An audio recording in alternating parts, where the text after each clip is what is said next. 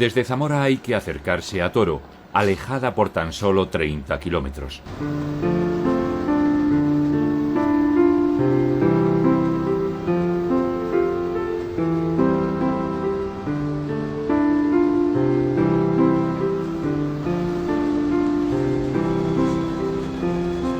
Zamora y Toro son dos ciudades unidas por la historia y por el Duero, y por un trenecillo que atraviesa parajes ribereños de belleza melancólica.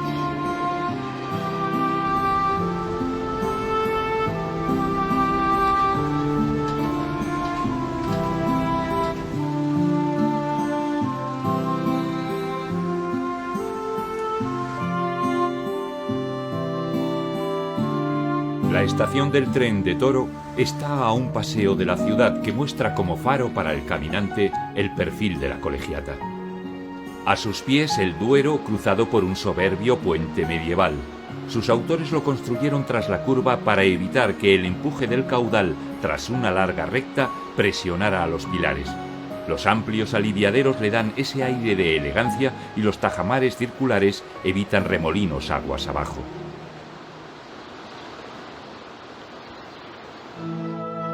Pero la obra maestra de la arquitectura de Toro es su colegiata, construida en el siglo XII. Ocupa el mejor sitio de la ciudad, una loma sobre el río como centinela de sus puentes y de las casas. El cimborrio recuerda al de la Catedral de Zamora. Si cualquier detalle de la colegiata es una muestra de refinamiento y perfección, la visión general de la soberbia construcción es un ejemplo de equilibrio y armonía.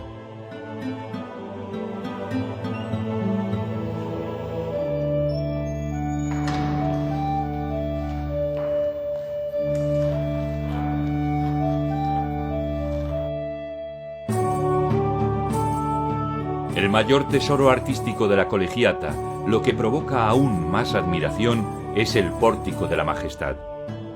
Esta portada acumula tanto contenido que para algunos no hay otra con tanta riqueza iconográfica y simbólica. Hay dos temas principales: la coronación de la Virgen en el tímpano y el juicio final en la última arquivolta. La representación de músicos y la variedad de instrumentos musicales es tan minuciosa y completa que ha sido posible reproducirlos y saber cómo era y sonaba una orquesta medieval. Hay instrumentos de viento, de cuerda frotada y punteada y de percusión. Una orquesta propia de un paraíso lleno de arte, de color y de música. Así debían imaginar el cielo los autores de esta obra única.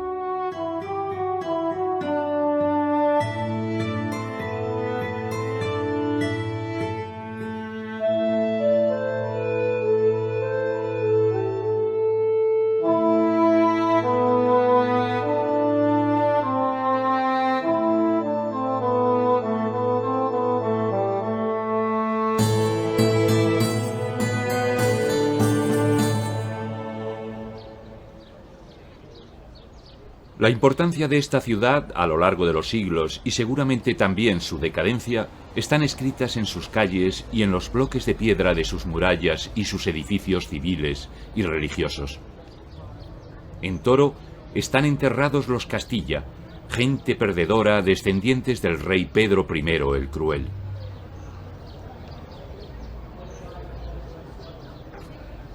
Fernando el Católico convocó aquí unas cortes importantes en 1505, donde se leyó el testamento de Isabel la Católica, se proclamó reina a Juana la Loca y se promulgaron las leyes de Toro. Un incendio destruyó este Palacio de las Leyes en 1923. Parece que la realidad imitara al arte. Las calles, los paisajes y los personajes de Toro estimulan el buen hacer artístico de Deli Tejero, una pintora que, al decir de muchos, nació antes de lo que le correspondía, y que en todo caso fue una pionera por su arte y por su condición de mujer. En su museo nos habla de ella María Ángeles García, concejala de Cultura de Toro. Partimos de la base de que Toro era una ciudad pequeña de provincias, muy tradicional, y que una mujer se dedicara a las artes plásticas pues realmente era un poco una revolución. Ella se marcha a Madrid, a la Escuela de San Fernando, y empieza pues a recibir sus primeras clases, a entrar en contacto con los artistas del momento, empieza pues a conocer a gente importante mucho después, como es Dalí, Picasso, forma parte de las tertulias del Café Gijón, con gente como Lorca, Alberti. Entonces, codearse con este tipo de gente y siendo mujer en aquella época era una revolución, y se va a empapar de todas esas corrientes pictóricas, también ideológicas, un contraste muy grande, esa dualidad va a aparecer en su personalidad, por una parte muy tradicional, con un gran, como diríamos, un pozo religioso fuerte, y por otra parte todas estas corrientes innovadoras que ella absorbe y que le sorprenden tanto. Podemos ver dentro de la parte realista este cuadro, va a presentar una escena de baño en Toro, y las mujeres se bañaban con camisolas. Estas mujeres ya eran mujeres adultas, casadas, y dentro de una ciudad de provincias tan pequeñas, que aparecieran en una pose que ahora para nosotros sería algo normal, pero para la época no, pues era un poco comprometido. Y realmente no va a ser la censura de nadie, va a ser ella misma, la propia autocensura, la que hace que ella saque al patio el cuadro, y en una tarde de verano, durante una siesta, ella coja sosa y raspe la figura de la derecha, porque es una figura que aparece con una desnudez más clara.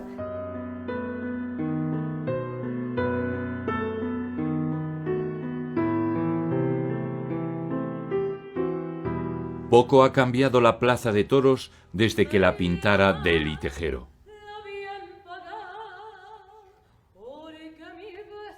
Junto a ella tiene Toro un teatro, donde actúan las compañías que llegan a la ciudad y mantienen vivo los componentes del grupo Thespis, a los que dirige María Plana.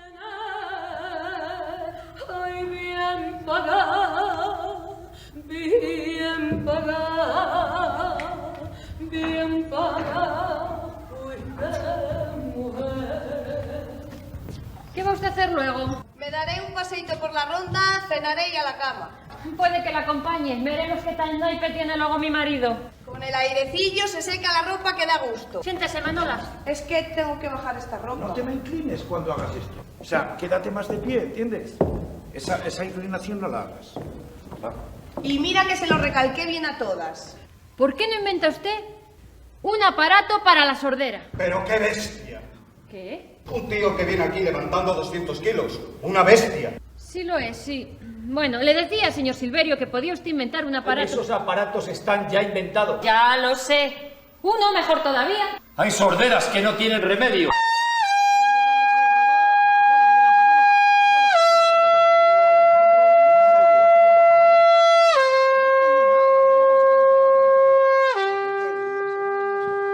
En esta otra representación participa todo el mundo en Toro. La Semana Santa tiene rasgos singulares, como este ritual de la Cofradía de Jesús que rompe el sosiego fúnebre de las calles toresanas en la noche de Viernes Santo.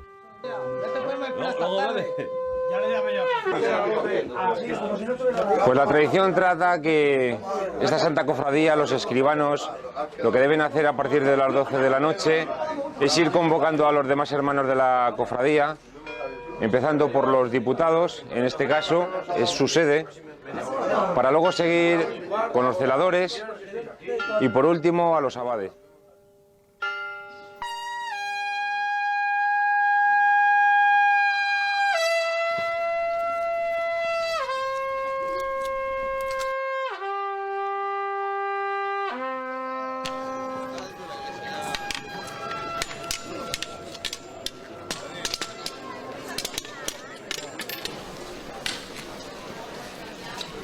Estos cofrades se conocen como los conjeros porque utilizan una conca para pedir limosna para la cofradía. La conca se usaba en Toro para probar el vino en las bodegas. Desde épocas remotas, el vino de estas viñas proporcionaba energía y alimento a los campesinos y a los peregrinos, que extendieron su fama por la Vía de la Plata. Manuel Fariñas es un importante bodeguero de Toro. Para el vino de Toro, autorizadas son la tinta de Toro y la garnacha, para los tintos. Y para los blancos, Malvasía y Verdejo. Y una curiosidad, ¿cuántos kilos de uva más o menos hacen falta para producir un litro de vino? Para producir 1 litro de vino es un poco variable, porque hay viñas que producen más mosto en el mismo kilo de uva, pero podríamos decir como orientativo que el rendimiento está a 60-65% para que sea un vino de calidad, que sería como decir que algo más de 1 kilo para producir una botella de 75 centilitros. ¿Dónde estamos? Estamos en el lagar de la bodega. Todas las bodegas tenían un lagar, que es lo que hacía que prensara la uva para sacar el mosto y fermentar. Este es el sistema más antiguo que hay, que es una viga que hace de palanca con un contrapeso al final, una viga con un uso de madera.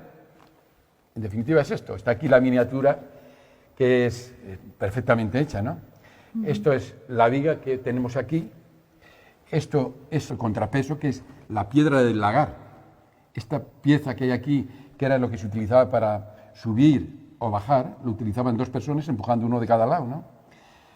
Esto se llama el tortolar, la piedra, el uso, la viga y los tablones para poner encima de la uva para que la presión sobre la uva sea uniforme sobre toda la superficie y pueda romper por partes iguales la uva. ¿Y cuál es la diferencia del vino de toro de antes al de ahora? Bueno, el vino de toro de ahora ha cambiado muchísimo haciendo un pequeño cambio, porque fundamentalmente se mantiene lo principal, que es la misma variedad de uva, el mismo suelo, el mismo sol, las mismas horas de lluvia, con lo cual lo básico se mantiene. Y ha cambiado fundamentalmente la tecnología. Ahora los enólogos sabemos un poquito más que los de antes, pero fundamentalmente ha cambiado el consumidor, porque el consumidor de antes era el consumidor que trabajaba en el campo con un trabajo duro y que el vino era parte de la dieta. En este momento, el consumidor, afortunadamente, es un consumidor que toma vino, yo diría que por placer, por disfrutar, como se hace con muchas otras cosas, ¿no? Con lo cual, el consumidor ha forzado a que se cambie, porque quiere vinos más suaves, más aromáticos, más agradables. El Duero y el ferrocarril señalan el camino de retorno a Zamora.